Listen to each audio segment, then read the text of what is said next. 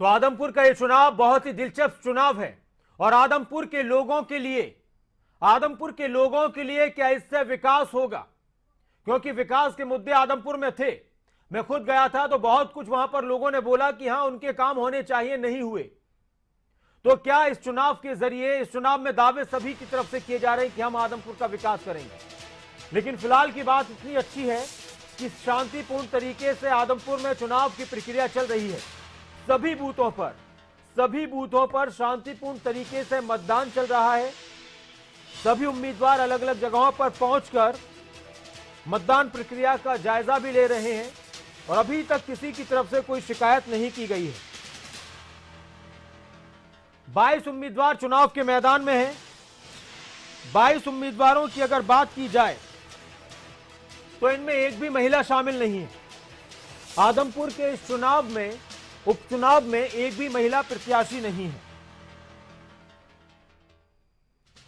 इसके अलावा विकास बिश्नोई हमारे साथ जुड़ चुके हैं, आदमपुर से लगातार रिपोर्टिंग कर रहे हैं। विकास, क्या माहौल है अभी, किस तरह का उत्साह है, क्या अपडेट है अभी आपके पास और आदमपुर उपचुनाव को लेकर?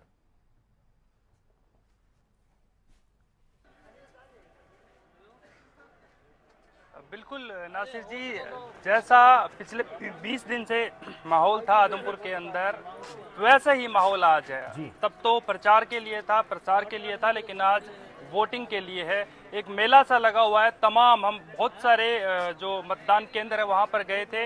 हर जगह यही हाल है, लोग अच्छी खासी संख्या में मतदान करने के लिए आ रहे हैं। बड़ी बात आपने भी बताया कि 22 प्रत्याशी मैदान में हैं। उनमें से एक जो बाबा थे जनता कल्याण मोर्चा के, उन्होंने अभय चौटाला को समर्थन दे दिया था और एक निर्दलीय प्रत्याशी ने कुलदीप बिश्नोई को समर्थन दे दिया था। ऐसे में धीमे धीमे करके सबको सेट कर लिया गया था, लेकिन जो मुकाबला है वो त्रिकोणीय है। अब 3 में से 2 बड़े दिग्गज हैं, जयप्रकाश और सामने भव्य बिश्नोई। इन दोनों के बीच सीधी टक्कर है। आम आदमी पार्टी फ्रेम में जरूर है, लेकिन शायद उतनी नहीं है जितना उनका शुरुआत हुई थी इस इलेक्शन कैंपेनिंग की, उतनी वो आगे नहीं बढ़ पाई। शायद उसमें खामियां रह गई। यही वजह थी कि अरविंद केजरीवाल भी नहीं पहुंचे। बालसमंद में एक रोड शो था, उसमें उनको आना था, लेकिन वो नहीं पहुंच पाए। शायद पार्टी की जो पदाधिकारी उनकी तरफ से कोई फीडबैक उनको भेज दी गई होगी कि हम किस पोजीशन पे भी खड़े हैं, किस पोजीशन पे ये चुनाव खड़ा है। अब देखिए, उपचुनाव है और आपने भी बहुत सारे कवर किए हैं, विश्लेषण किया है, तो आपको पता है कि कितनी हाई वोल्टेज ये जो बाई इलेक्शन होता है, इसमें वोटिंग परसेंटेज है वो बहुत मायने रखता है। अब तक मैंने पहले भी जिक्र किया था कि कुलदीप बिश्नोई के पक्ष में बात यह है कि जो उनके समर्थित गांव है, पूरे गांव के गांव है, ऐसा नहीं है कि कोई एक विशेष हलका हो, एक विशेष जगह हो, वहां पर वोटिंग प्रतिशत ज्यादा होता है और उनके सामने जो प्रत्याशी होता है वहां पर वोटिंग परसेंट कम होता है। वही जीत हार का अंतर तय करता है, लेकिन इस बार ऐसा नहीं है। जयप्रकाश सुबह 5:30 बजे से हर एक बूथ के ऊपर जा रहे हैं और आप अंदाजा लगाइए नासिर, जिस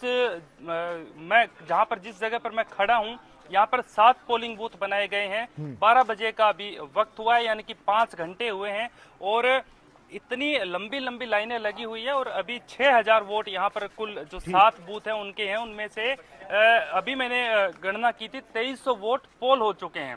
तो आप देखिए कितनी बड़ी बात है, कितनी अच्छी बात है कि लोग उत्साहित हैं, घरों से बाहर आ रहे हैं और चाहते हैं कि सबसे पहले जाकर वोट को पोल किया जाए। बिल्कुल विकास, और इस वक्त हम यही कहेंगे कि जो उम्मीदवार चुनाव के मैदान में हैं, इस वक्त तो सभी मजबूत हैं, सभी अपनी जीत के दावे कर रहे हैं। ये जनता तय करेगी कि किसको जिताना है, किसको हराना है। लेकिन बहुत ही दिलचस्प ये चुनाव है। हम इस पर ना जाते हुए कि किसको ज्यादा पसंद किया जा रहा है, किसको नहीं किया जा रहा, लेकिन इस चुनाव से आदमपुर को किस तरह की उम्मीदें हैं? क्या इसको इस तरह से भी देखा जा रहा है कि बेवजह एक और चुनाव हमें मिल गया?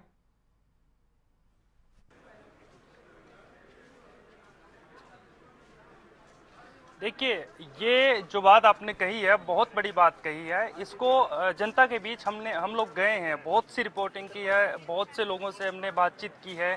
ये चीज तो बहुत कम सामने आई है। विपक्षी पार्टियों ने, हालांकि कांग्रेस की तरफ से, आम आदमी पार्टी की तरफ से खासकर कहा गया कि ये उपचुनाव थोपा गया है, आदमपुर की जनता के ऊपर बेवजह भार डाला गया है। लेकिन इससे दो चीजें स्पष्ट है नासिर, कि कोई भी जीते, कुलदीप बिश्नोई के बेटे भव्य बिश्नोई जीते या फिर जयप्रकाश जीते, दोनों के लिए चुनौती बहुत है। जयप्रकाश ने ये कहा है कि मुझे आप जिताओ, अगर मुझे आप यहाँ से विधायक बनाते हैं तो अगर मैं 2 साल में आदमपुर की दशा और दिशा सुधार ना दूं तो मैं आपके बीच में वोट मांगने नहीं आऊंगा। कुलदीप बिश्नोई ने ये कहा है कि हम पिछले इतने साल से सत्ता से बाहर थे, अब सत्ता में आए हैं, तो आप एक बार भरोसा कीजिए, सरकार के साथ मिले हैं, हम आने वाले 1.5 से 2 साल में काम यहाँ करवाएंगे। अब आप देखिए, भला आदमपुर का ही होना है, चाहे जयप्रकाश जीते चाहे भव्य बिश्नोई। देखिए आप विकास, चाहे जयप्रकाश जीते हैं, चाहे भव्य बिश्नोई जीते हैं, चाहे कोडाराम जीते हैं, चाहे सत्येंद्र सिंह जीते हैं, चाहे उन 22 उम्मीदवारों में से कोई भी जीते, और बिल्कुल सही बात है कि भला आदमपुर का ही होना चाहिए और आदमपुर के लोगों का होना चाहिए। ये जनता तय करेगी कि किसका मुकाबला है, किसको ठीक है। हम पत्रकार के रूप में ये विश्लेषण कर सकते हैं, करते हैं कि इनका मुकाबला, लेकिन अभी इस पर ज्यादा हमें नहीं कि इन लोगों में ज्यादा मुकाबला, क्योंकि दावे सभी कर रहे हैं जीत के। और कई बार ऐसा भी होता है विकास, आपको मालूम है, सियासत है, ठीक है कि चमत्कार, लेकिन सियासत में चमत्कार नहीं होते, हो भी जाते हैं, लेकिन लोग चौंकाने वाले फैसले कर देते हैं विकास। बड़े बड़े चेहरे जो लग रहा है कि इनको कोई हरा नहीं सकता, चौंकाने वाले फैसले होता है। जी विकास।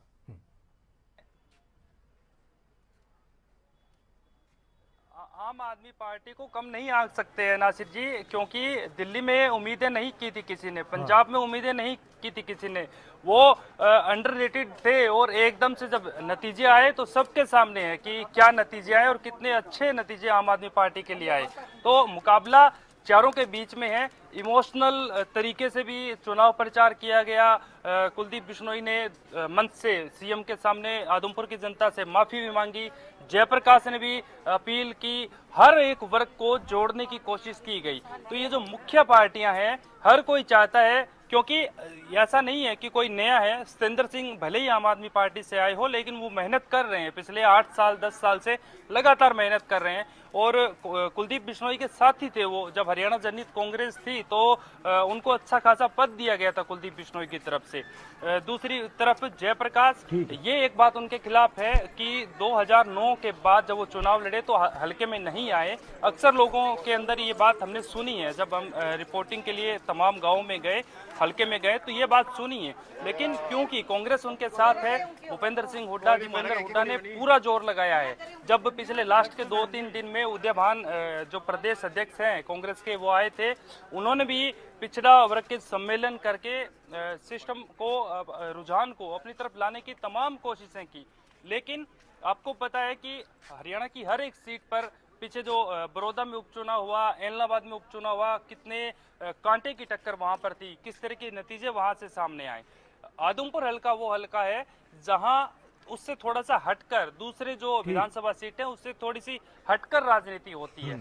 क्यों? क्योंकि यहाँ एक परिवार का दबदबा रहा है और उसको तोड़ने के लिए कोशिशें हुई थी पहले, और कुलदीप बिश्नोई हमेशा एक बात के लिए आगे रहे हैं। उन्होंने बार बार ये बात कही है कि देखिए, मैंने जितनी कुर्बानियां दी है वो आदमपुर की जनता के लिए दी है। ये मैंने कोई सरपंच का पद नहीं छोड़ सकता, मैंने तो विधायकी छोड़ी है आदमपुर की जनता के लिए। ऐसे में आदमपुर की जनता मुझे निराश नहीं करेगी। ये सुबह उन्होंने, आज सुबह भी उन्होंने यही इस बात को रिपीट किया है। जयप्रकाश से थोड़ी देर पहले खबरें अभी तक ने बातचीत की थी, हमारी इस पोलिंग बूथ पर वो आए थे तो हमारी बातचीत उनसे हुई, तो उन्होंने भी कहा कि आदमपुर का व्यापारी वर्ग हो, कमेरा वर्ग हो, किसान हो या फिर जो दूसरे लोग हैं, सब परेशान हैं, सब इनको आजमा चुके हैं, बहुत लंबा वक्त दिया गया है। अब मैंने जनता से 2 साल मांगे हैं और जनता उम्मीद है वो अब बिल्कुल, और जनता के जहन में क्या है, जनता किन मुद्दों को, किन बातों को दिमाग में रखकर वोट कर रही है, यह आने वाला वक्त बताएगा। चुनाव के मैदान में सभी प्रत्याशी अपनी जीत का दावा कर रहे हैं। विकास, आपसे अपडेट लेते रहेंगे। बहुत बहुत शुक्रिया।